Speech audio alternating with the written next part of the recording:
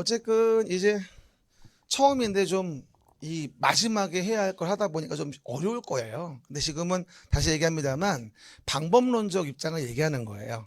그러니까 이제 문제를 보는 방법, 그리고 앞으로 공부할 때 버릴 거, 챙길 거, 이걸 알아야 한다는 얘기죠. 제 얘기는. 그러다 보니까 지금 자료들은 지금은 좀 기출문제를 다 보기 어렵겠지만 좀 지나고 나서 또 할 거니까 그때 되면 이제 이러저렇게 하는구나라고 감은 올 거예요. 그리고 오늘의 여러분이 얻어갈 사항은 뭐냐면 공부를 어떻게 해야 할 건가, 어떤 방법으로 해야지, 이 방법을 얻어가셔야 돼요. 그렇죠? 내용을 얻어간다기보다는. 그리고 어떤 유형의 문제는 어떻게, 뭐가 나오면 어떻게. 오늘 말한 것 중에 뭐가 되죠? 모두 고르시오 같은 거 나오면 주로 모두 고르는 게 답이구나. 또 두 번째 이따 할 건데 답을 모르겠어. 그러면 숫자 나온 걸 답을 쓰면 대충 맞아요. 진짜예요. 그거 이따 보여줄 거, 이따 나올 것도. 그래서 잘 모르겠을 때 숫자 나와 찍지, 그럼 답이야. 그러니까 우리가 절대로 우리가 이걸 다 외워서 공부할 수 없다니까. 그걸 결과를 먼저 보여주는 거야, 오늘. 이런 결과다. 앞으로 1년 후에 볼 건데 이런 결과니까 여기에 맞춰서 가자.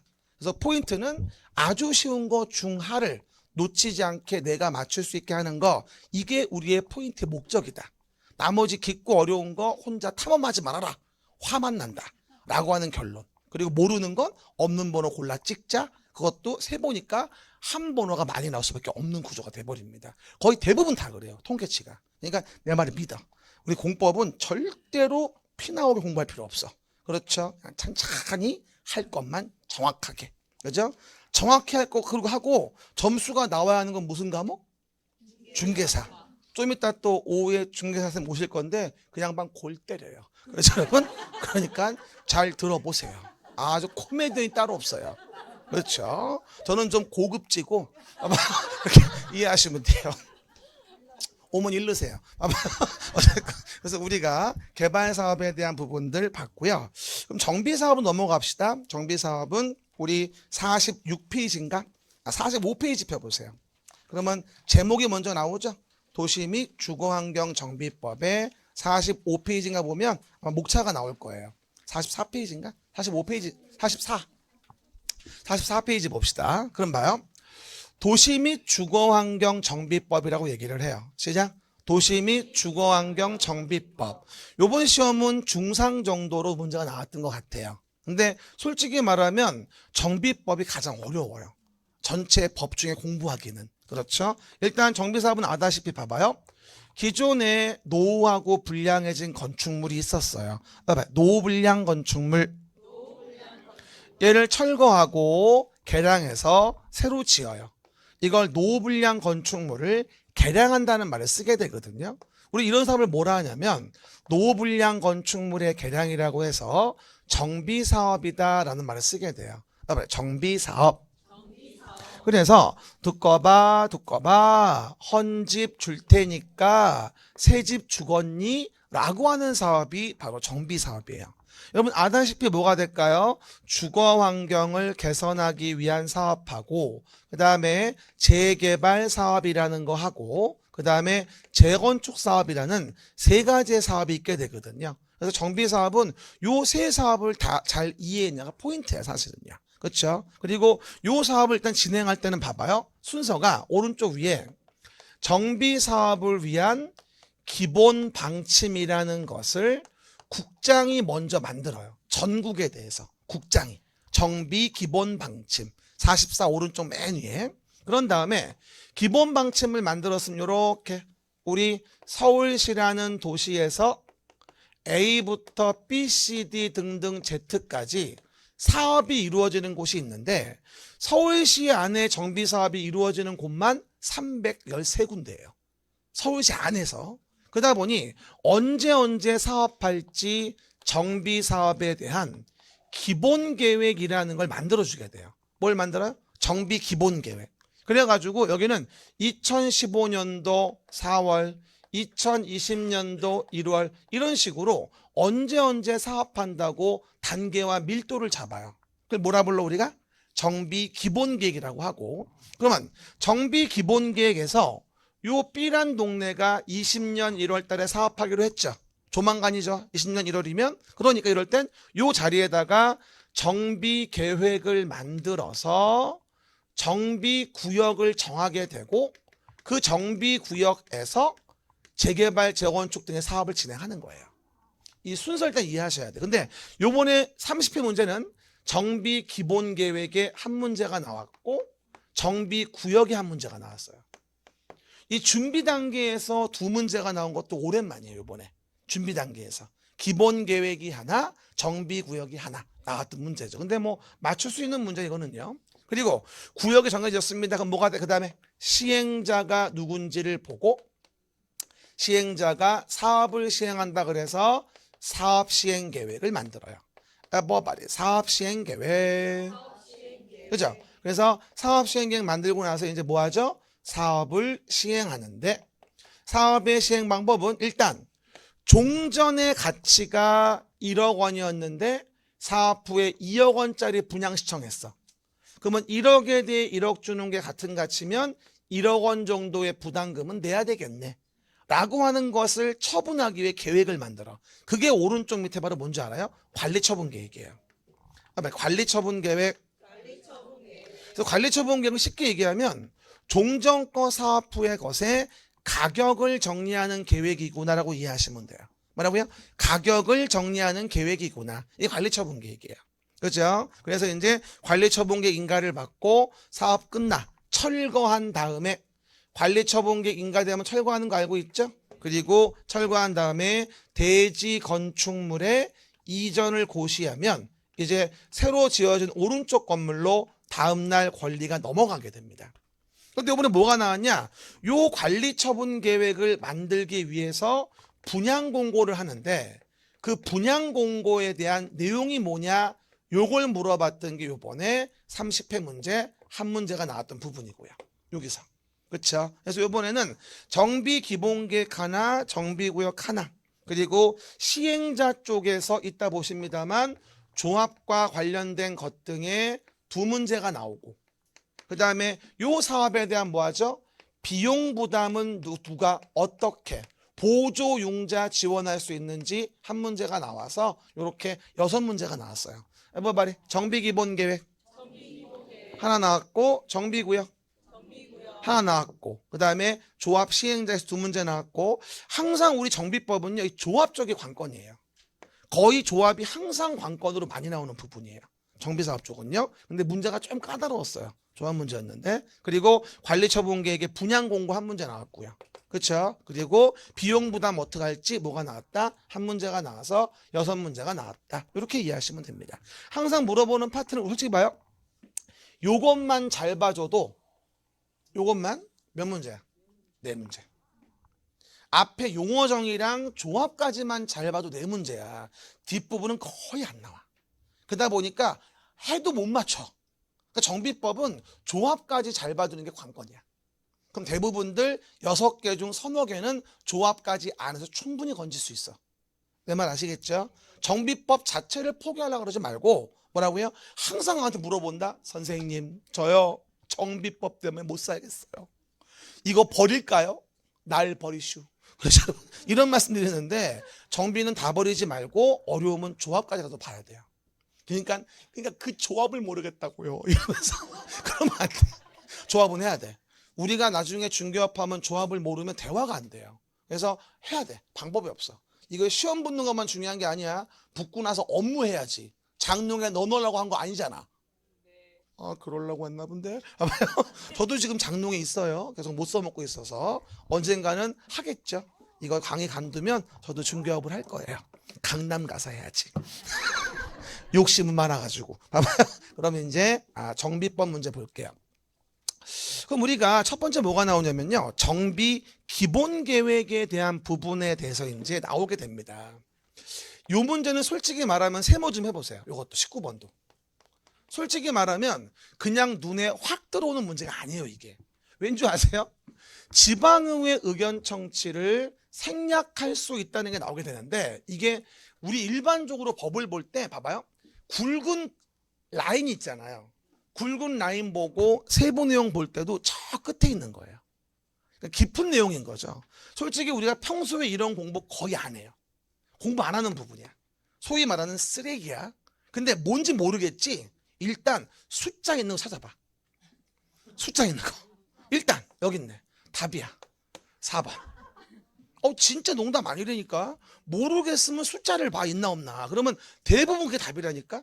그렇죠. 그리고 다 숫자가 나와야 셋복이 없는 거죠. 그래서 그럴 때도 있는데 요건 내가 딱 보고 느낀 게 숫자 찍으면 맞았겠다 싶더라고요. 그렇죠. 이것도 하나의 문제 초이스 기준이에요.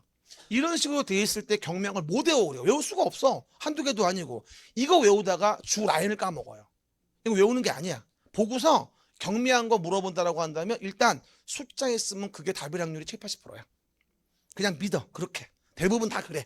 근데 꼭 그렇진 않아. 알았죠? 하지만 대부분 그래. 우리는 공법은 100점 맞는 게 아니야.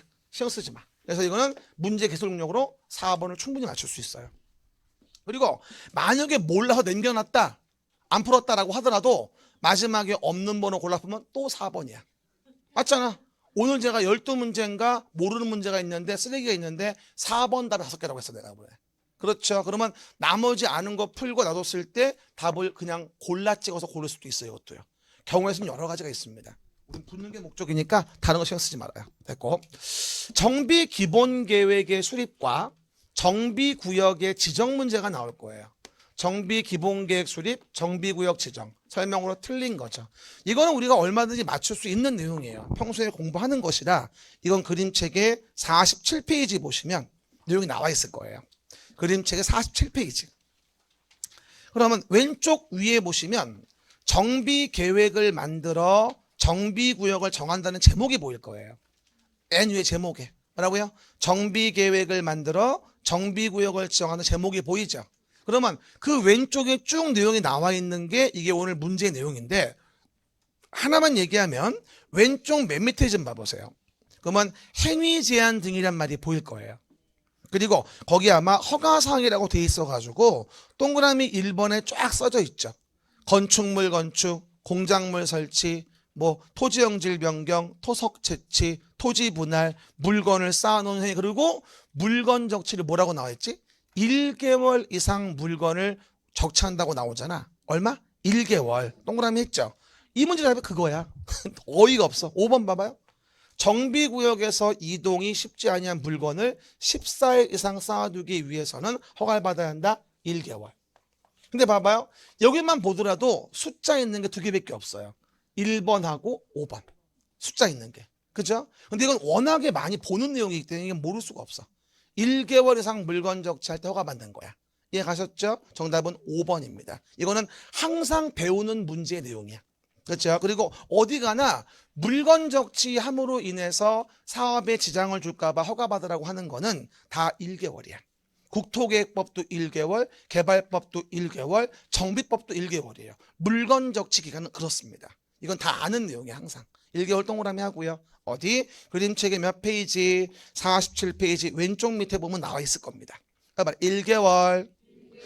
이렇게 어디 가나 통용되어지는 숫자는 한 번에 외워줘야 돼요. 제가 나중에 5월쯤 되면요. 모든 숫자를 다 외우는 게 아니에요. 숫자는 자주 나오는 게 있어요. 그리고 중복되는 게 있고요. 그것만 모아서 외우는 거고 이거는 정형화된 문제예요. 얼마든지 맞출 수 있는 기본 문제입니다. 그렇죠? 어려운 문제 아니야 이거는요. 확인할 수 있고요. 21번은 뭐가 될까요? 정비 사업의 시행과 관련된 부분이에요. 21번 문제 풀 때는 그림책에 50페이지 펴시면 됩니다. 이건 이제 조합과 관련된 문제다라고 이해하시면 돼요. 뭐라고요? 조합과 관련된 문제. 그렇죠. 그럼 봐요. 여기 보시면 정비 사업을 시행하기 위해서 우리는 조합이라는 걸 만들게 돼요. 정비 사업 시행을 위해서. 그러면 조합을 만들 때 왼쪽 밑에 보면 50페이지 왼쪽 밑에 보면 조합을 만들 때 조합이라고 돼 있고 밑에 등기라고 돼 있으면서 중간에 창립총회 부분이 보일 거예요. 왼쪽 밑에. 그래서 정관을 확정된단 말이 보이죠. 정관 확정 왼쪽 밑에 보일 거예요. 창립총회에서 정관 확정. 정관의 내용이라고 돼 있어가지고 나올 겁니다. 밑에. 그럼 봐봐요 여러분. 조합을 만들면 우리가 정관이라는 거를 만들게 되는데 이 정관이 뭐냐면 봐요. 조합원들의 권리 의무를 정한 약속한 증서라고 이해하시면 돼요. 그렇죠? 그래서 거기 뭐라고 나오죠? 정관의 내용에 보면 위치 면적 같은 거 써 있을 거예요. 왼쪽 밑에 뭐라고 나와 있죠? 위치 면적 같은 거 써 있죠. 그래서 조합의 정관에는 정비구역의 위치 면적이 포함되어야 한다. 있습니까? 그러면 봐요. 요 문제. 옳은 것을 물어봤고 1번 보시면 조합의 정관에는 정비구역의 위치 면적이 포함되어야 한다. 맞죠? 정답이 1번이 답이었던 거예요. 물론 정관에는요 조합원의 뭐 권리 의무라든가 조합의 운영관리 지침 같은 게 많이 나옵니다. 물론 모두 나오고 정비구역의 위치 면적도 언급이 되어지는 거고, 그리고 아래 내용들은 매번 배우는 내용들이에요 사실은요. 그리고 참고서 한번 얘기를 해드리면 3번 지문에 조합은 명칭의 정비사업 조합이라는 문자를 사용하지 않아도 된다? 그러면 뭔 조합인지 어떻게 알아 우리가? 상식적으로 써야 돼. 나중에 얘기하면 4번도 조합장이 자기를 위해서 조합과 소송을 한대. 그럼 조합장은 도대체 원고야 피고야 도대체가? 말도 안 되지. 감사가 조합을 대표하는 거지. 맨날 얘기하는 거. 그것도 50페이지 오른쪽에 있고. 그 다음에 5번 등은 나중에 얘기합시다. 지금 말하면 어려워요. 어쨌든 조합에 대한 부분의 일반론을 물어본 곳으로 이것도 얼마든지 맞출 수 있는 문제예요. 평소에. 많이 공부하는 부분이고. 그 다음에 보시면 다음 문제에서 요건 좀 또라이 문제야. 세모해 놓고요.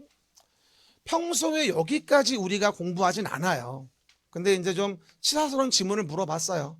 총의 소집에 대한 절차 숫자를 물어봤는데 평소에 많이 보지 않는 사이드 지문이에요. 이거는 맞출 수가 없어요 솔직히. 그렇죠? 근데 요것에 대한 부분은 제가 그림책에도 없어요. 안 넣었어. 왜? 이렇게 나오는 거 다 집어넣으면 그림책이 200페이지가 돼. 아무 의미가 없어. 그렇죠? 그래서 요 문제도 봐봐. 그러면 또 내가 놀라운 사실 알려주겠지? 이거 몰라. 모른다고. 배워놨지? 안 풀었으니까 4번이야. 놀랍지 않습니까? 진짜 이거 농담 아니라? 안 해도 돼. 뭐 하려고 해. 그리고 마지막에 OMR 카드 보고 내가 풀어놓은 거 놔두고 안 보이는 거 숫자 없는 거 골라 찍으면 되는데 결과가 뭐야? 4번만 5개였다니까? 못 푼 거 중에서. 맞잖아. 4번. 할 거 없어. 끝. 다음 페이지. 봅니다. 안 해도 돼. 진짜 농담 아니라. 그래서 공법이라는 과목은 그렇게 하시면 안 돼. 그리고 또 내용에서 23번은 분양공고와 관련된 건데 그림책은 54페이지 봐보세요. 54페이지. 그럼 관리처분계획이라는 게 보일 거예요. 54페이지에 보면. 그럼 봐요. 아까 봤죠? 관리처분계획이 뭐다? 종전의 것에 대한 부분에 대해서 사업 후의 것을 바꿔준다. 가격을 정리해서. 이걸 뭐라 불러 우리가? 관리처분계획이란 말을 쓰게 돼요. 관리처분계획은 한마디로 뭐냐면 가격을 정리하는 거구나 이렇게 이해하시면 돼요. 야, 너 종전 거 1억 원밖에 안 해.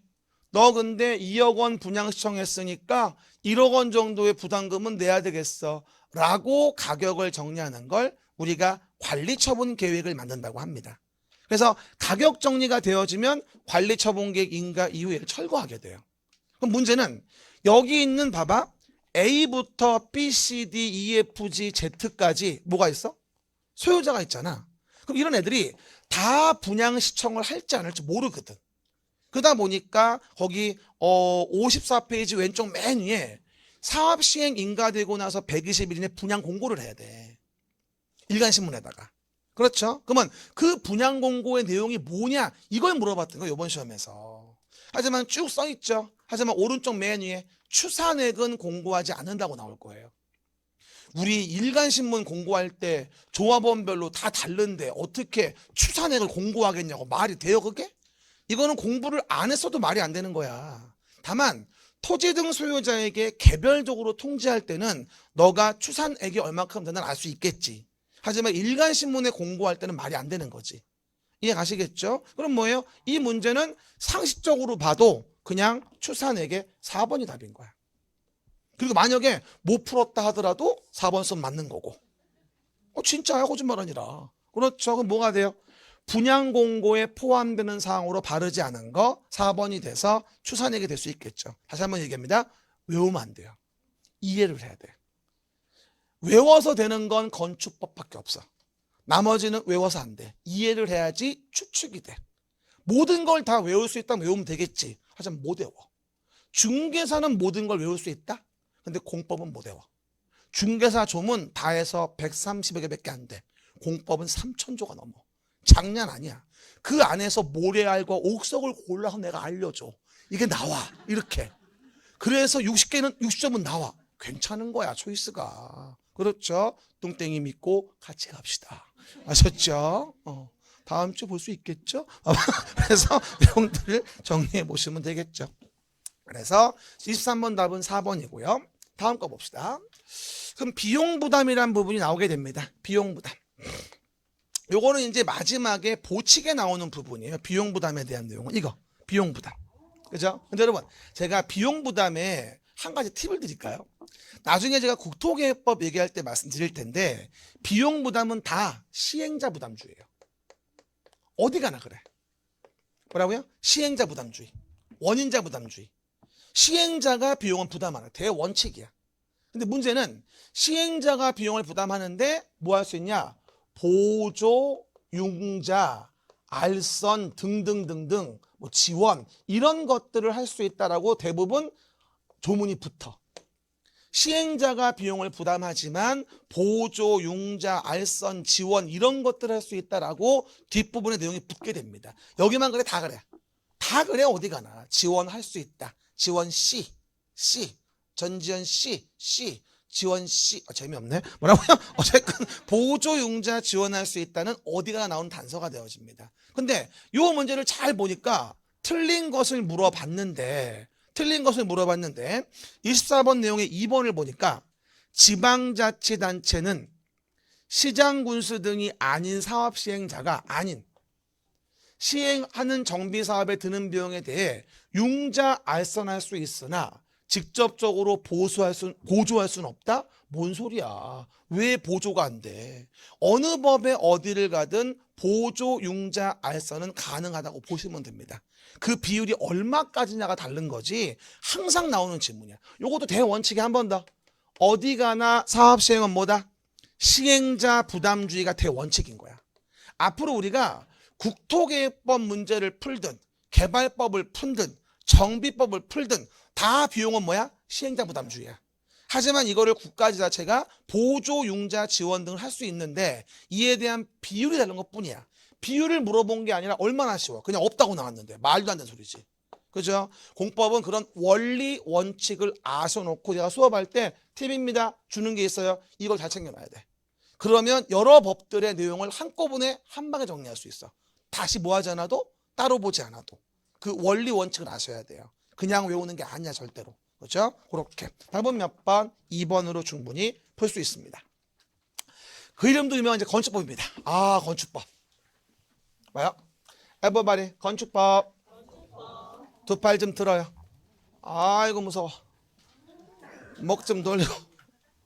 아주 뭐 잠을 청하시는 분들도 있어요. 청하시면 안 되고. 그죠? 봐보세요. 그래도 여러분 그건 있죠. 나이 먹고 공부하려니까 재밌죠. 재밌잖아. 나중에 그리고요 도시락 같은 것도 싸워서 막 드시고 하세요. 여고 시절 생각난다니까 막. 그죠? 그리고 막 밥에다가 도시락에다가 밑에 밥 깔고 계란 중간에 넣어야 돼요. 치즈 넣고 다시 밥으로 덮어야 되죠. 그 이유는 못 뺏어 먹게 하려고. 그렇죠? 고딩 때 우리 도시락 열면 난리도 아니에요 그냥. 그죠? 막 밥 뺏어가고 살로만 소시지 이런 거. 그럼 맛있어. 그래서 보시면 돼요. 그럼 나머지 건축법에 대한 부분들은 25번부터 언급이 되어지는데 그림책은 58페이지 펴보세요. 58페이지. 그럼 봐요. 건축법부터 이제 뭐냐면 건축물이라는 거를 건축하는 거. 시작. 건축물이라는 걸 건축하는 거. 그래서 건축이라는 것에 대해서 허가를 받아야 건축물 건축이 적법해지겠다. 이걸 배우는 게 사실은 건축법이거든요. 그래서 건축법은 위에 있는 세 법과는 달라요. 다른 체계야. 단순한 관련 법이 없어. 그냥 이건 독립적인 법이거든 이거는. 그래서 건물 단체의 건축을 어떤 절차를 거쳐 지어야 적법할 것인가 이걸 공부하는 건데 건축법은 어떻게 해야 되죠? 암기. 하고 암기 해야 돼요. 다른 방법이 없어요. 그래서 건축법은 앞잡다 외우는 게 가장 많은 부분이에요. 일반적으로. 단순히 외워야 하니까. 그렇죠. 별로 어렵진 않습니다. 외우질 못하는 게 문제지. 그렇죠. 그 얘기. 그러면 모든 게 다 건축물일 수는 없고 거기 58페이지 가운데 밑에 보면 공작물이라는 게 보일 거예요. 공작물. 그러면 토지에 정착해 있는 공작물 중에서 건축물이 있는 건데 건축물이 못 되고 별도로 분리되어 있는 굴뚝 같은 것에 공작물이 있어요. 이런 거는 뭐다? 일정 높이를 초과했을 땐 축조 신고를 요하는 공작물이 있다라고 하고 이거는 맨날 나온다고 했던 부분이에요. 항상 물어보는 부분. 그렇죠? 그래서 뭐라고 했어요? 이옹담, 2m 넘는 옹벽 담장, 4광, 4m 넘는 광고탑, 6굴장기, 6m 넘는 굴뚝 장식탑 기념탑. 이해 가십니까? 8고 5택. 그리고 지하 대피요 30제곱미터 넘는 거라고 하는 거죠. 이게 요번 30회 문제였는데 또 나올 가능성은 그닥 없어 보여요. 일단 문제 봅시다. 신고해야 하는 공작물에 해당하지 않는 거라고 나오게 됩니다. 그러면 내용에서 장식탑은 6m를 초과해야 돼요. 6굴장기, 6m 넘는 굴뚝 장식탑 기념탑. 그럼 뭐가 돼? 4m밖에 안 되지. 그러므로 축조 신고할 이유가 없지. 6m 안 넘었으니까. 나머지는 다 뭐예요? 범주를 넘었어요. 뭐예요? 철탑 6m 넘는 거, 옹벽 2m 넘는 거, 굴뚝 6m 넘는 거 넘지 않습니까? 30제곱미터 넘는 거. 완전 똑같이 나왔어, 이 문제는. 도형 줬던 문제하고. 그렇죠? 그럼 어디? 그림책에 어디? 57페이지, 58페이지 가운데 밑에 나와 있죠. 축조 신고하는 공작물. 시작. 그러면 다음 문제 좀 봐볼까요? 26번입니다. 이것도 항상 강조하던 거. 건축법의 적용을 배제한다. 그림책 60페이지입니다. 요건 항상 잘 나오는 빈출, 매년 기출. 거의 매번 나오는 부분이에요. 거의 뭐 퐁당퐁당 퐁퐁퐁 나오는 부분입니다. 그래서 오른쪽 위에 보시면 건축법을 적용하지 않는 건축물이 있다. 시작. 건축법을 적용하지 않는 건축물이 있다라고 얘기하죠. 그래서 문화재, 그죠? 뭐 철도 관련된 거, 바로 이 문제가 철도 관련된 거야. 이게 지금 뭐라고 나와? 플랫폼, 운전보안시설, 보행시설, 급탕급유 급수시설. 다, 또 다네. 내가 뭐래? 또 다야. 5번 답. 그죠? 이제 좀 신뢰가 생기죠? 뭐라고요? 그래서 10중 8구는 다 고르시오는 다 고르시오다. 그렇죠? 장담은 못해도. 그래서 요 두 문제를 틀렸으면 건축법은 이제 맞출 게 없어요. 나머지는 다 거의 쓰레기과야 이제. 그렇죠? 요번에 그랬었어요. 요건 맞출 수 있었겠다. 조금만 신경 쓰면. 사전결정이라는 게 있는데요. 그림책은 62페이지. 왼쪽 위에 봅시다. 62페이지. 건축물 건축의 절차가 보일 거예요. 건축물 건축의 절차. 62페이지 왼쪽 위에. 여러분 봐봅시다. 여러분 일단요. 이런 게 있어요. 건축물이라는 걸 지으려고 한다면 당연히 건축의 허가를 받아야만 건축물 건축이 적법해져요. 근데 문제는 저기요. 내 토지에 이런 건물 지으려고 하는데요. 지을 수 있을까요? 라고 하는 부분에 대해서 먼저 사전결정, 왼쪽 맨 위에 사전결정을 신청할 수 있다라고 하는 조문이 있어요. 왼쪽 맨 위에 사전결정 신청. 시작. 이것도 거의 퐁당퐁당 나오는 부분이에요. 매년은 아니어도 퐁당퐁당 나와 이게. 그렇죠. 그러면 사전결정의 의미는 뭐냐면 내가 요 건물을 지을 수 있는지 허가 신청 전 미리미리 물어본다는 얘기야. 그렇죠. 그러면 나중에 한 번 입을 맞춰놨으니 다시 맞출 때 좀 쉽지 않겠습니까? 그리고 교통이나 환경 같은 걸 미리 검토할 수 있고 이 건물짐으로 인해서 이 동네 환경이 마비가 될런지 말런지 그거 아세요? 옛날에 그 제1롯데월드 123층 지을 때 거기 이거 들어오면 동네 교통 마비다. 집안이 무슨 뭐 약해가지고 주저앉는다. 심지어는 그때 기억나요? 그 송파 주변에 자꾸 집안이 꺼진다라든가 석촌호수에 물이 빠지고 있다든가 거기 오리가 많이 먹었나 보지. 그래서 그러다 보니까 이런 말들이 많았어 과거에요. 그래서 이런 것들을 미리 검토할 수 있는 시간을 주는 거예요. 그래서 사전 결정이라고 하는 거죠. 또 어저께 밤에 저 오랜만에 다른 교수님들 만나가지고 막년회하고 있는데 그 일산 백석역에 집안 침하가 또 났대요. 또 뉴스 봤어요, 어제? 싱크홀 훅 꺼져가지고 한 뭐 10m? 그렇죠? 지나가서 다친 분 없나 모르겠는데 술이 취해서 기억이 안 나요. 어제 그랬더라고요. 그러니까 위험해 되게. 그렇죠? 그러다 보니 미리미리 알아보자는 얘기죠. 그래서 사전 결정을 얻어. 그러면 얘를 유도하기 위해서 사전 결정을 얻으면 다른 법의 인허가를 받은 걸로 봐줄게 라고 꼬시는 게 있거든. 왼쪽 밑에 봐봐. 뭘 간주해 줄까? 국토계획법의 개발행위 허가. 왼쪽 밑에 산지관리법의 산지 전용 허가. 그렇죠. 농지법의 허가, 하천법의 점용 허가. 이런 거를 받은 걸로 봐줘요. 왼쪽 밑에. 국토계획법, 산지관리법, 농지법, 하천법. 앞자만 따면 국산농화라고 하지. 뭐라고요? 국산농화. 시작. 국산농화. 근데 산지관리법의 산지 전용 허가를 간주하는데 가로에 뭐라고 나와? 보전산지는 도시지역만 해당한단 말이 보일 거예요. 도시지역이 아니면 뭐가 된다? 환경보전 때문에 간주하기가 곤란하다는 얘기지. 그래서 여기 답이 뭐냐면 이거야. 농림지역 안에 보존산지에 대해서는 산지 전용 허가를 간주할 수가 없어요. 도시지역이 아니기 때문에.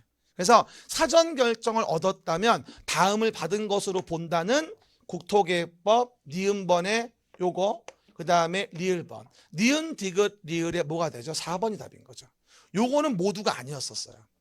하나 요거. 모두가 아니었던 거죠. 근데 이거는 맞출 수 있는 부분이야. 항상 보던 거라 이건 사실. 그렇죠. 그래서 요 세 개까지는 맞출만 했어요. 기본적으로. 했습니까? 이것은 왜 틀린 거다? 도시지역 아니야. 보존산지일 땐. 도시지역 바뀌면 안 된다니까. 환경보전 때문에 간주할 수가 없어요. 아셨죠? 의미만 좀 이해해 봅시다. everybody. 모르겠구나. 어떡하지? 봐봐요. 그래서 다음 거. 안전관리 예치금. 이것도 사실은 솔직히 말하면은요. 과거에 이게 내 기억으로는 8년? 9년? 그 정도에 들어온 지문이야. 솔직히 얘기하면요. 뭐 좀 물어볼게요. 우리 지나가다 보면요. 이런 거 있어요. 건물을 짓는다고 허가받아서 열심히 짓다가 갑자기 아무것도 안 하고 방치해요. 어?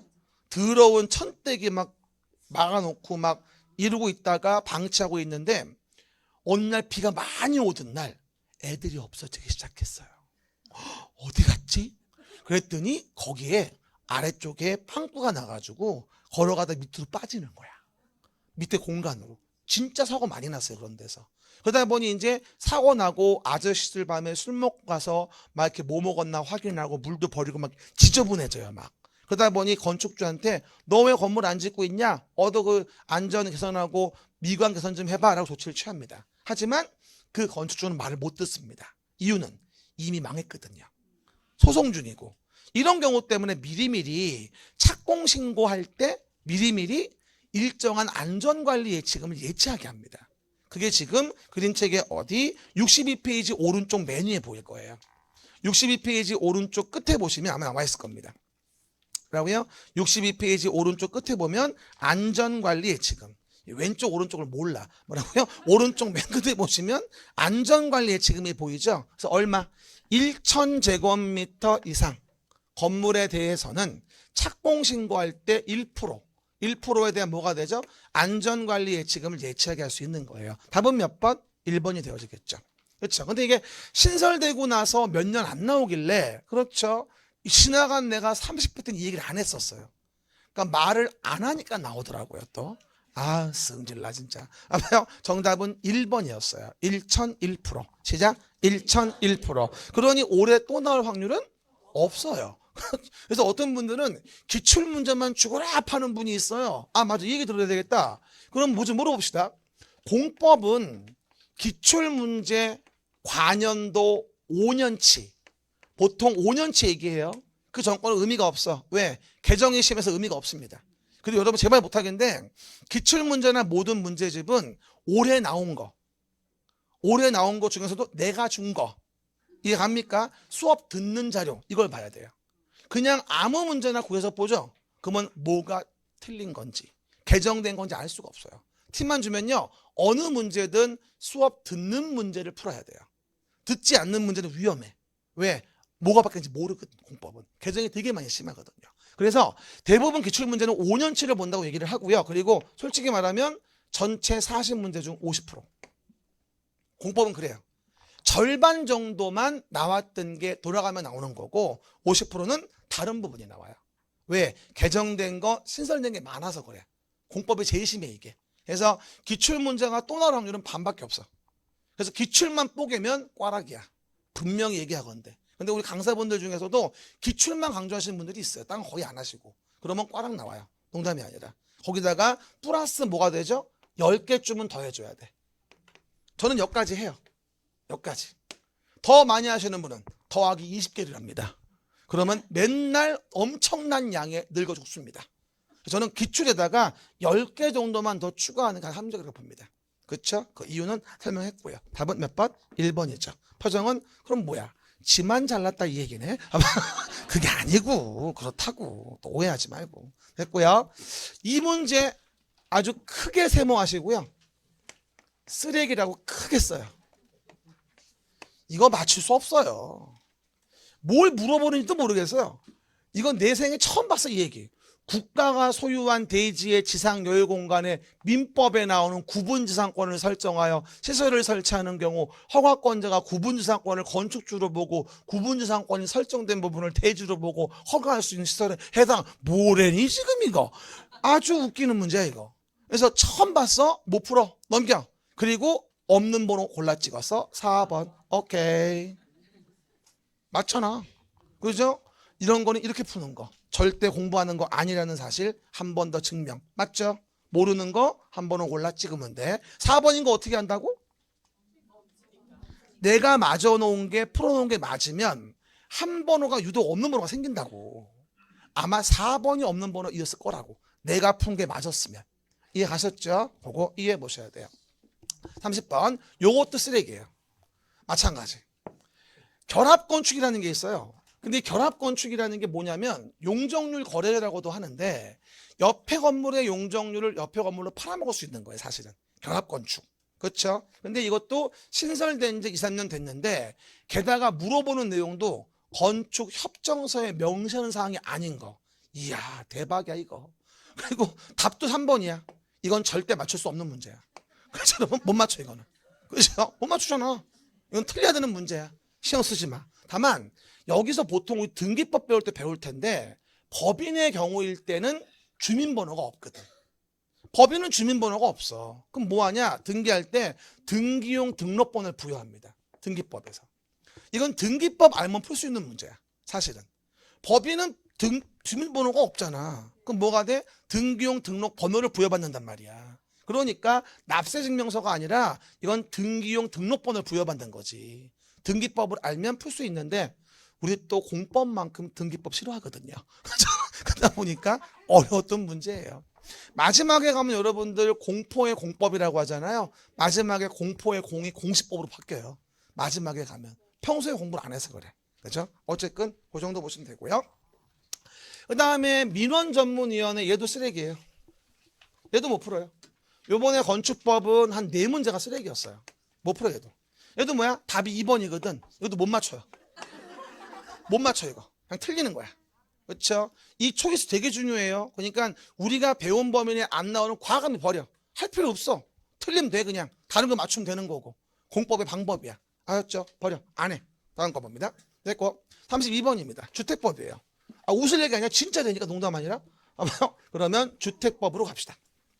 주택법에 대한 부분은 내용에서 우리가 30 몇 페이지 아니다. 69페이지. 주택법은 69페이지 봅니다. 주택법은 요번에 한 4개쯤은 맞출 수 있었습니다. 그럼 봅시다. 주택법. 여기 봐. 재판 봅시다. 하겠습니다. 그럼 우리는 주택법이란 법을 배울 때 7문제가 나온다라고 얘기를 합니다. 그럼 봐봐요. 하나만 얘기해 줄게요. 우리가 이런 말을 합니다. 요 동네에서 주택을 짓는데 요 주택이 30호 30세대 이상이 된다 가정을 합시다. 그러면 한두 채예요? 여러 채예요? 여러 채죠. 이런 거는 단순하게 건축법상 허가받아 짓는 게 아니라는 거예요. 이런 거 우리는 뭐라 하냐면 우리는 주택단지란 말을 써요. 왼쪽 그림 보입니까? 주택단지. 그럼 주택단지에 대한 부분은 그 주민들이 여러 명이 있으니까 주택만 만드는 게 아니라 그 안에 부대시설과 단지 내 도로, 주차장 이런 거 있잖아. 부대시설, 게다가 복리시설 같은 거. 이런 것들을 같이 설치해 줘야 돼요. 따라해봐요. 주택단지는 부대 복리시설을 포함하는 거예요. 부대 복리시설 포함. 그래서 주택과 부대 복리시설 건설된 일단 토지를 뭐라 한다 우리가? 주택단지란 말을 쓰게 되고 이렇게 30채 이상 되어지는 거는 따로 주택법에 의해서 건설하고 공급하고 관리해서 우리가 규제가 이루어져야 되겠다. 따로 규제를 가게 돼. 이게 바로 주택법이야. 그렇죠? 그래서 우리가 가장 중개업할 때 중요한 건 솔직히 말하면 정비법과 주택법입니다. 그렇죠? 그러면 30채 이상이 되는 걸 얘기하는 거고. 됐죠? 근데 거기 그림에서 왼쪽에 보시면 아마 주택단지라는 거 밑에 다음은 별개단지라고 써 있을 거예요. 다음은 별개단지. 왼쪽 중간 끝에 보시면 그럼 뭐예요? 요 단지 내 도로가 봐봐 8m 이상의 도시계획 예정도로면 다른 단지로 봐요. 20m 이상 일반도로 나눠져 있다면 다른 단지로 봐요. 이해 갑니까? 또 나왔어 요번에 용어에서. 그렇죠. 또 하나 요즘 단지들은 한 몇천 세대 됩니다. 5천 세대 막 이래. 한꺼번에 진행이 어려워.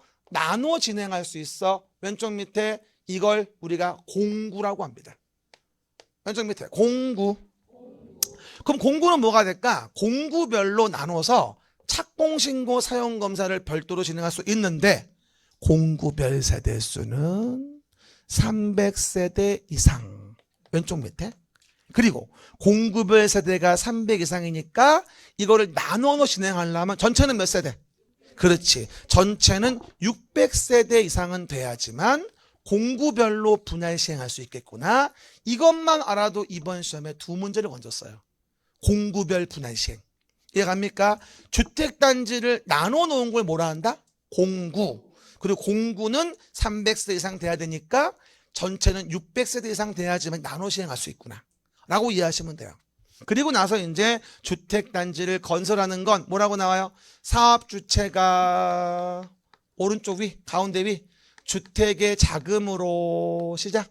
사업주체가 주택의 자금으로 사업을 시행하는데 사업 시행 계획의 오른쪽 위에 보이죠? 여기는 건축 허가 받는 게 아니라 사업 계획 승인을 받는단 말이 보일 거예요. 몇 세대? 30호 30세대 이상 되니까. 단순한 건축법의 건축이 아니라는 거지. 해봐봐리. 주택은 단지일 땐 건설, 공급, 관리에 대해서 따로 규정이 돼 있다. 그리고 여러분들 요즘에 한참 뉴스 많이 나오는 거. 오른쪽 중간 봐봐. 공급의 전매 제한. 전매 제한 내용 대표적인 게 투기과열지구, 청약 조정대상지역, 그 이름도 유명한 분양가 상한제. 다 여기 나오는 거야. 요번에 발표된 월요일 날 뭐하죠? 민간택지 분양가 상한제. 그렇죠? 서울 25개 구 중 13개 구에 445개 동을 다 민간택지 분양가 제한을 가했고 그리고 나머지 12개 구에서도 37개 동을 민간택지 분양가 제한을 묶어버렸습니다. 그리고 과천, 하남, 성남까지 이렇게 현실적인 게 나오는 게 이 부분이에요. 공급의 전매 제한. 이해가셨죠? 실제 업무할 땐 이게 제일 중요해. 그래야지 중개 의뢰인들에게 말해줄 수 있겠죠. 요즘에 지나가다가 월요일날 중개사무소 풍경을 봤더니 호떡집이에요. 난리가 났어요.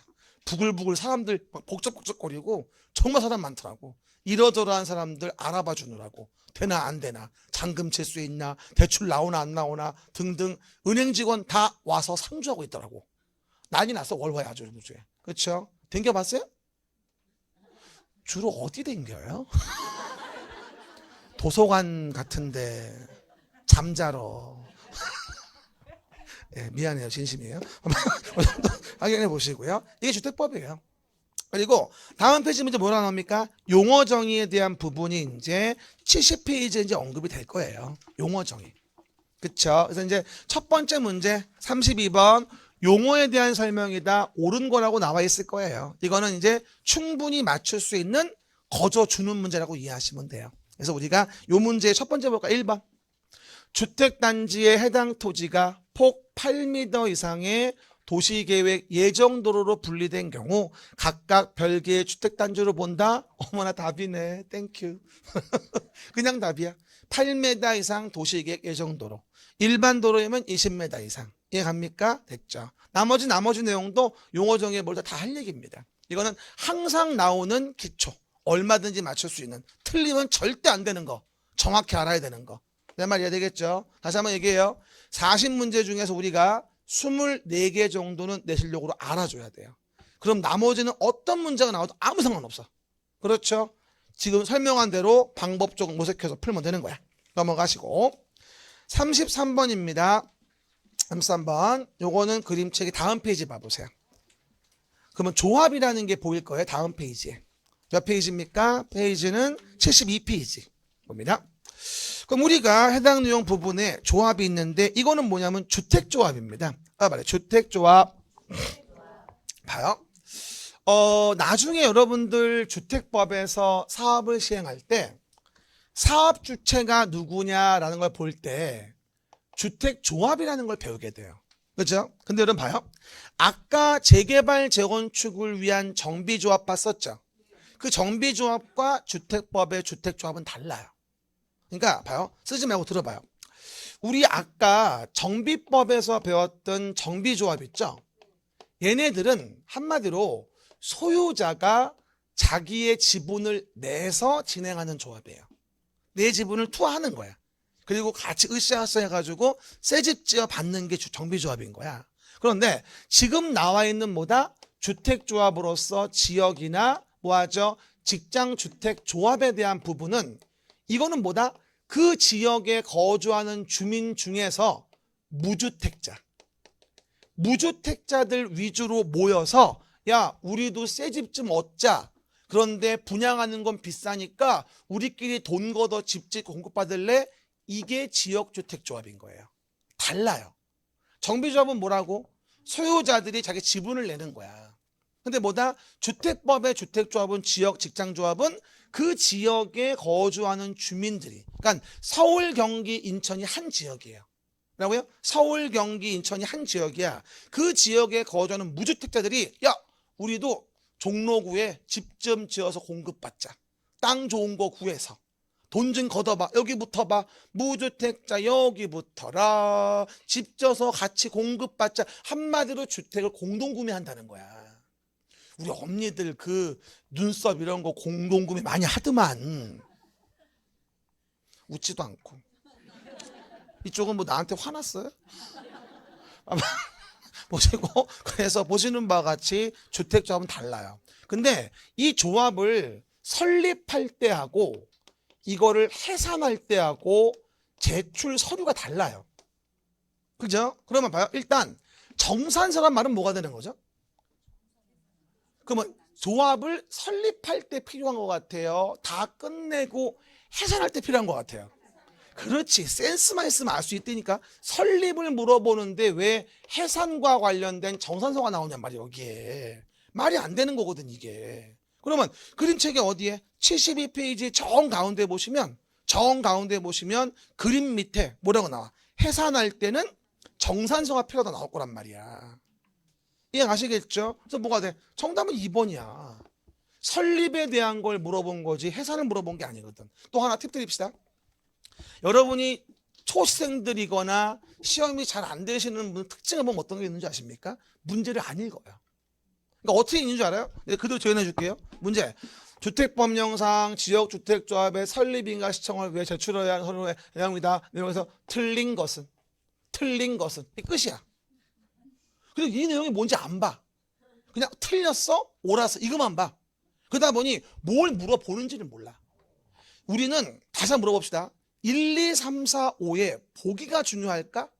아니면 요 물어보는 지문이 중요할까? 이게 굉장히 중요한 거야. 하나 얘기해 주면요. 우리에게 진실한 모습을 비추는 건 얘밖에 없어.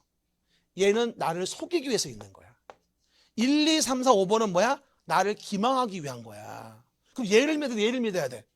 얘를 위에를 믿어야 되는 거야. 제발 좀 부탁인데 앞으로 100번 얘기할 거지만 문제 좀 잘 읽어요. 1, 2, 3, 4, 5는 중요하지 않아. 문제를 잘 읽어야 돼, 문제를. 내 말 아시겠죠? 그래서 틀린 거 옳은 것만이 아니라 뭘 물어보고 있지? 이 말은 설립이란 말을 읽었냐가 포인트였던 거야, 이 문제는.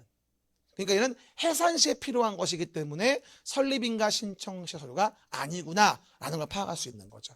그렇죠? 거봐, 다 있어, 그림책에. 30개는 다. 그렇죠? 됐고요. 그 다음에 내용에서 34번입니다. 다 했어요, 이제. 그러면 요거는 뭐예요? 사업계획 승인. 그래서 건설과 관련된 부분의 내용이 나오게 됩니다. 사업계획 승인. 아까 기억날 거예요, 봐, 여기. 우리가 문항수를 봤을 때 건설 파트에서 이번에 두 문제가 나왔거든. 그 두 문제가 바로 뭐냐면 사업계획 승인. 요걸 물어봤어요. 그죠? 용어에서 이제 맞아. 아까 하나 나왔었고. 됐죠? 사업주체 조합에서 한 문제 나왔었고. 됐죠? 그 얘기. 그러면 봐요. 결론적으로 보면 공구별로 분할 시행하려면 전체는 600세대 이상은 돼야 돼. 그죠? 그리고 아까 제가 주택법의 문항수 말씀 안 드렸는데 봐요. 주택 단지를 건설하고 공급하고 관리한다고 했죠. 가장 중요한 게 여기예요. 건설 파트. 주택법은 건설에서 심하게 말하면 4개, 5개가량 문제가 나와요. 그래서 주택법은 건설 공급 관리 중에서는 건설이 제일 중요한 거야. 그 다음이 공급이야. 관리는 안 나와. 그렇죠? 그래서 우리가 문항수를 봤을 때 건설 파트의 7문제 중 8개는 나온다는 거죠. 지금도 봐봐요. 사업주체 조합 나왔죠. 사업계획 승인 문제 2문제 나왔죠. 여기서만 대부분 다 나온단 말이야. 주택법은 건설이 핵심이야. 아셨죠? 그 얘기들 보시면 됩니다. 그러면 이제 봐요. 공구별 분할 시행. 여기 2번 좀 읽어봅시다. 2번. 봐요. 주택단지 전체 세대수가 500세대 이상 땡 600세대 이상. 주택건설 사업을 시행하려는 자는 주택단지를 공구별로 분할하여 주택을 건설 공급할 수 있다. 얼마나 쉬워. 나머지는 잘 모르겠고 뭐라고요? 어쨌건 답은 2번인 거죠. 용어만 알아도. 몇 세대? 600세대. 정말 쉽잖아. 이것도 그것도 주는 문제야. 그죠? 맞춰야 될 문제인 거죠. 다음 거.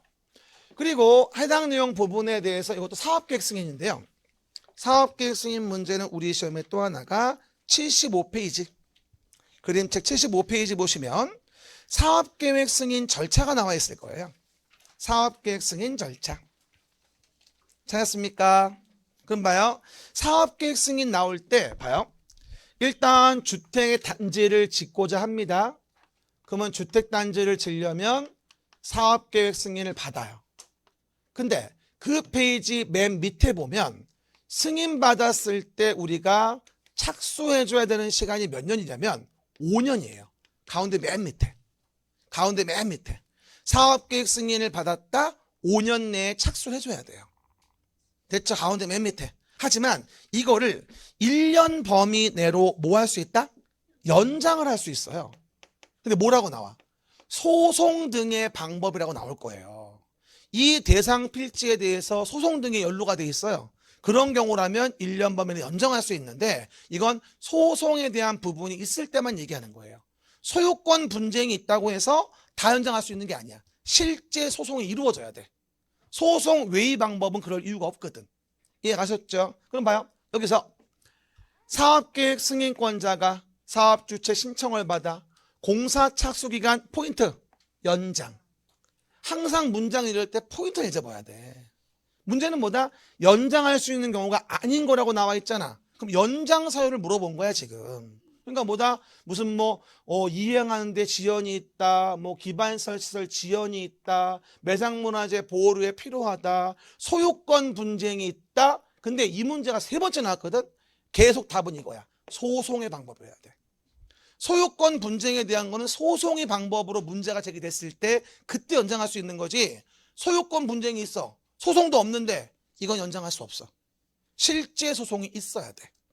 많이 강조했던 거 맞출 수 있는 문제입니다. 정답은 4번. 그렇죠? 연장할 수 있는 사유. 한 번 더 뭐라고요? 포인트는 문제 지문을 잘 읽어야 돼.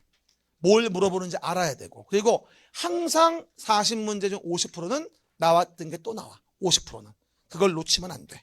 아셨죠? 얘기 다 했습니다. 36번 표정은 계속 다 했단다. 이 썩을 똥땡이가. 봐봐요. 사용검사 후 매도 청구. 시작. 요것도 벌써 3번, 4번째. 이거 이제 그림책 77페이지인데요. 요거 이제 매년 기출로 할래요. 벌써 3년 연속이에요. 이제 매년 기출 하겠습니다. 77페이지 왼쪽 밑에 보면 뭐라고 나와요? 사용검사 후 매도 청구 조문이 보일 겁니다. 77 왼쪽 밑에. 사용검사 후 매도 청구. 시작. 사용검사 후 매도 청구. 여기 있네, 여기. 되게 못 찾아. 그러면 매년 기출입니다.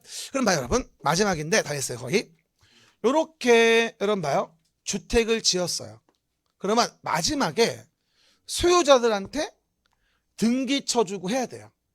근데 갑자기 밑도 끝도 없이 시커먼 놈이 오더니, 야, 요 땅 내 거야. 병이 얘기를 해요. 처음에는 제가 미쳤나? 이랬던 거죠. 소송을 걸었네? 근데 문제는 얘가 승소했어. 우리가 이제 주택에 입주가 될 땅인데 사업 주체가 뭐 정리가 안 됐나 봐. 이 자하고. 실제 얘가 소유자가 된 거야. 그럼 이제 뭐야? 우린 등기를 넘겨와야 되는데 얘가 안 팔아. 작전에 도입합니다. 시작. 안 팔아. 돈 많이 줘야 팔아. 돈 많이 줘야 팔아. 알박기가 시작됩니다. 이래서 마지막에 사용검사가 있은 이후 이런 자에게 팔고 나가 임마 라고 매도를 청구할 수 있는 근거를 만들어주게 됩니다. 이게 3년 전에 들어왔는데 지금 벌써 매년 나오고 있어요. 그렇죠. 그래서 다만 요 병의 토지가 5% 미만이어야 돼요. 77 왼쪽 밑에 5% 미만. 77 왼쪽 밑에 5% 미만이어야 돼. 이게 5% 이상 되어지면 실소유자 권리도 무시할 수가 없어요. 5% 미만일 때야. 그리고 2년 내에 실소유자에게 매도 청구 의사표시가 송달되어져야 됩니다. 요번에 5%하고 2년을 물어본 게 이 문제의 빵꾸였고요. 벌써 3년 연속입니다. 우리 30일에 나올까 안 나올까? 장담은 못해. 하지만 나올 가능성이 꽤 있어. 또 다른 지문을 가지고. 그렇죠. 그래서 그림책에 77 왼쪽 밑에 있겠죠. 그럼 뭐가 되죠? 5%. 그렇죠. 그 다음에 2년이니까 답은 2번. 이건 충분히 맞출 수 있는 문제입니다. 그렇죠. 항상 강조하던 그림책 내용이죠. 7번입니다. 이거 쓰레기입니다. 세모하시고요. 이거 평소에 말 거의 안 했던 거예요. 우리가 솔직히 얘기할게요. 청문이라는 게 있는데 이 청문이 뭐냐면 들을 문자예요. 그러니까 들으란 얘기야. 뭐를? 취소 같은 거를 말소 같은 거를 하게 된 이유에 대해서 뭐하죠? 좀 이유 좀 들어주겠다는 얘기야. 여러분, 뭔가가 인허가가 취소가 되고 말소가 되어지면 기분 좋을까요? 신경질 날까요?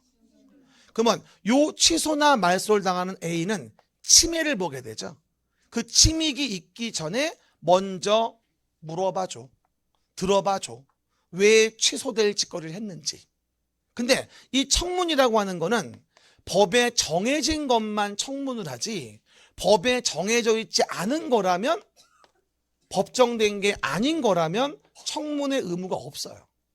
그래서 문제는 취소자만 나온다, 말소자가 나온다고 무조건 청문이 아니라 법에 청문 사유가 규정된 것만 취소 전, 말소 전 물어보라고 얘기하는 거예요. 왜 그랬는지. 근데 이 사유에 1번은 없어.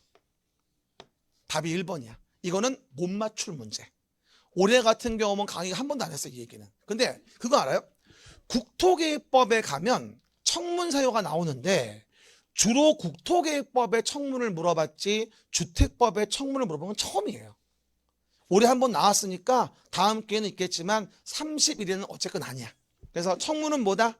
침익적, 부담적 처분하기 전에 취소받는 자 등을 보호하기 위해서 미리 물어보고 취소해라. 이런 취지인데 법에 정해진 것만 하는 거예요. 다 하는 게 아니라. 이것도 지나간 30회 때는 풀 수 없는 쓰레기 유형 중에 하나예요. 됐죠? 그 얘기. 다음 거 봅시다. 38번. 요것도 쓰레기예요. 주거정책심의위원회 심의. 제가 총 11문제 있다고 했었죠? 이것도 근데 평소에 좀 센스 있게 봤으면 맞출 수 있는데 분양가 상한제 이거 정할 때 심의 거치고요. 투기과열지구 정할 때 심의 거쳐요. 니은 디귿이 답인데 기획은 아니거든요. 근데 센스 있는 분들은 제가 기획을 얘기한 적이 한 번도 없어요. 평소에 수업을 할 때.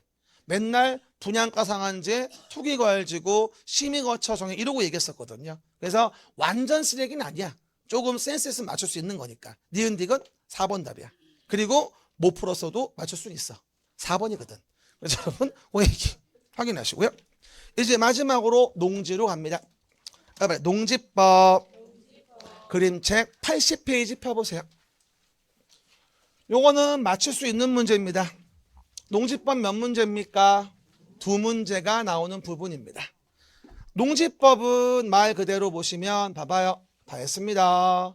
농지가 있을 때 이 농지를 누가 소유하냐, 이용하냐, 보전하냐 라는 걸 정한 법을 농지법이라고 하고요. 농지법은 2문제 나와요. 우리 목적은 하나 맞추면 돼요. 여러분 한 가지 부탁이 있어요. 아무리 농지법이 재밌어도 혼자 공부하지 마세요. 농지법은 저하고만. 그리고 수업 시간은 한 2달 수업 들었을 때 10분 정도 할 거예요. 근데 한 개는 꼭 맞추니까 염려하지 마세요. 제가 요번에 수업할 때 많이 그랬어요. 여러분 농지 정의 요게 요번에 중요합니다. 농지의 정의 왼쪽 위에 80페이지 왼쪽 위에 농지 밑에 보면 거기 벼 있는 거 보이고 오리 왔다 갔다 하죠? 네, 거기 봐요. 농지는 정의부터 보면 전답과수원의 법적 지목 여하를 불문합니다. 그리고 실제 농작물 경작지 등으로 재배지로 이용되고 있다. 실제라는 말이 동그라미. 지목이 뭔지가 중요한 건 아니에요. 실제로 농작물 경작 등에 쓰인 게 농지인 거죠. 그런데 재밌는 건 조경, 관상용 수목, 묘목 있잖아 거기. 관상용 수목, 묘목 이런 거를 재배하는 건 농지야. 하지만 형광펜 조경 목적으로 식재된 거는 농지라 볼 수가 없어요. 우리 집에 들어갈 때 여러분 주택단지에 조경수 있죠? 그거 재배하는 거예요? 그냥 조경 목적이에요? 그거 농지 아니에요. 그러니까 조경 목적으로 식재한 것은 농지라 볼 수 없거든요. 그래서 그걸 포인트 물어본 게 이 문제였던 거예요. 농지에 해당하는 것을 모두 고른 것은 그러면 다년생 식물의 재배지로 실제로 이용된다. 그리고 봐봐. 이렇게 가로까지 쓰면서 뭘 제외한다고 나오지. 요거 팁 드릴까요? 이렇게 굳이 가로까지 쓰면서 제외라고 나오잖아. 이건 나를 믿어줘. 이런 표현이야. 그 말은 뭐다? 절대 틀릴 수가 없는 문제라는 거지. 진짜 농담 아니라.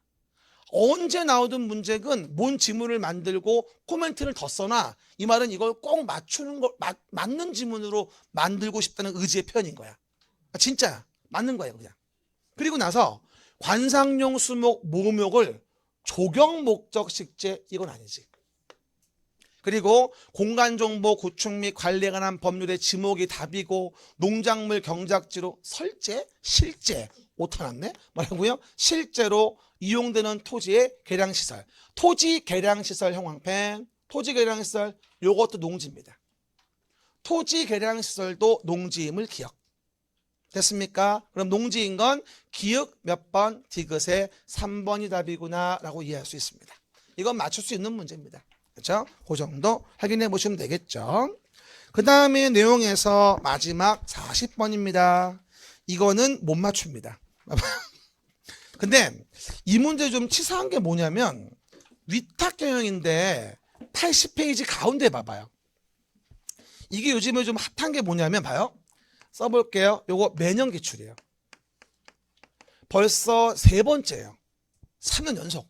근데 위탁 경영과 관련된 문제를 벌써 3년 연속 물어보고 있는데 요번에는 좀 너무 깊게 나왔어요. 그래서 좀 어려웠죠. 깊게 나오는 바람에. 위탁 경영은 뭐냐면은요.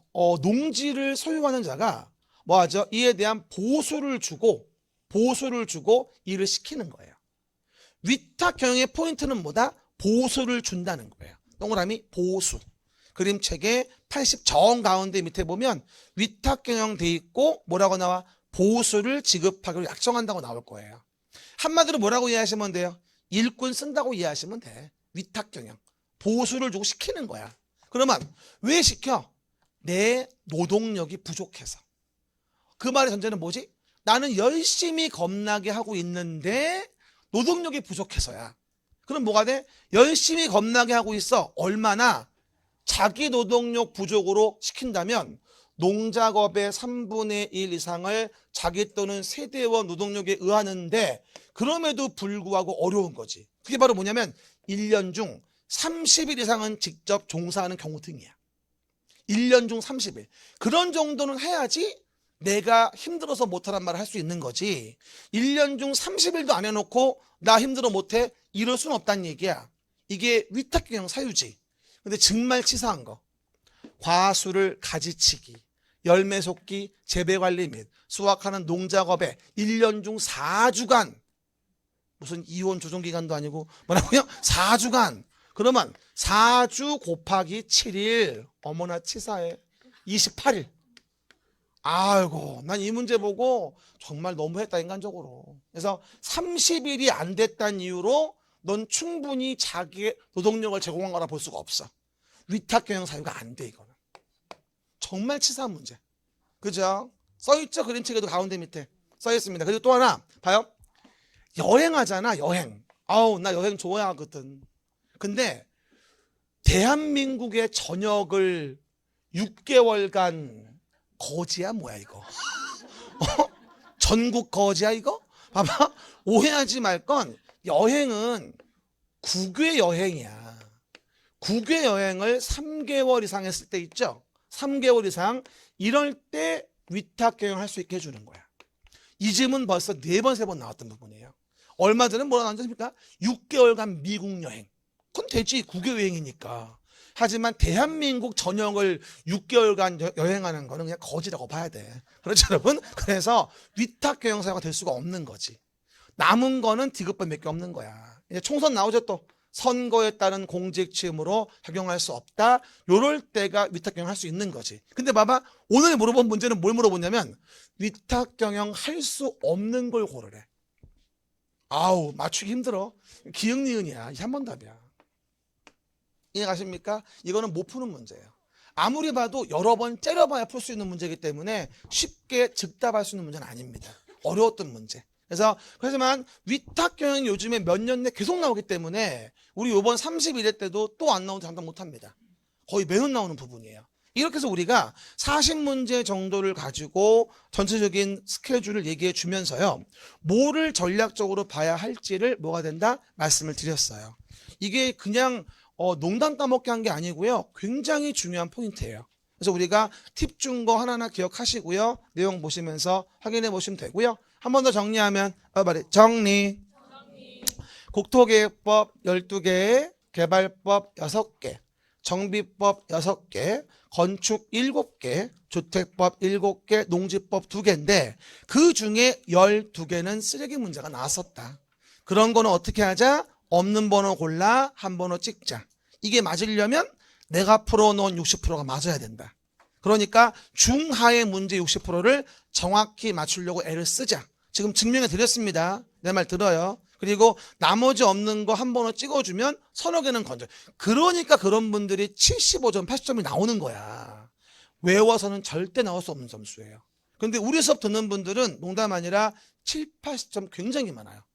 양은 많지 않은 것 같은데. 그리고 모두 고르시는 거는 주로 모두 고르는 게 답이고, 숫자 나온 건 숫자가 답이고, 시행자 물어볼 때는 시행자에 대한 부분에 보조 융자 지원도 한다는 거. 그런 거의 원리 원칙을 좀 기억하시면 돼요. 그렇죠? 오늘 뭐 아무것도 모르는데 듣는 분도 계신데 정말 수고하셨고요. 저도 수고했고요. 그래서 여러분 그리고 다음 주에 또 만나뵙길 바라고요. 오후에 또 있으니까 식사하시고 중계서 들어보세요. 수고하셨습니다.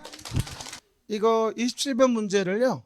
아까 저기 뭐야 답을 기역, 니은, 리을인데 그렇죠? 이게 아니고 이거로 해야 되겠죠?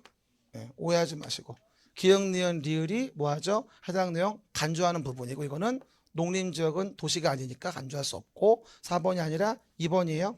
답을 잘못 얘기했나 봐. 됐습니다.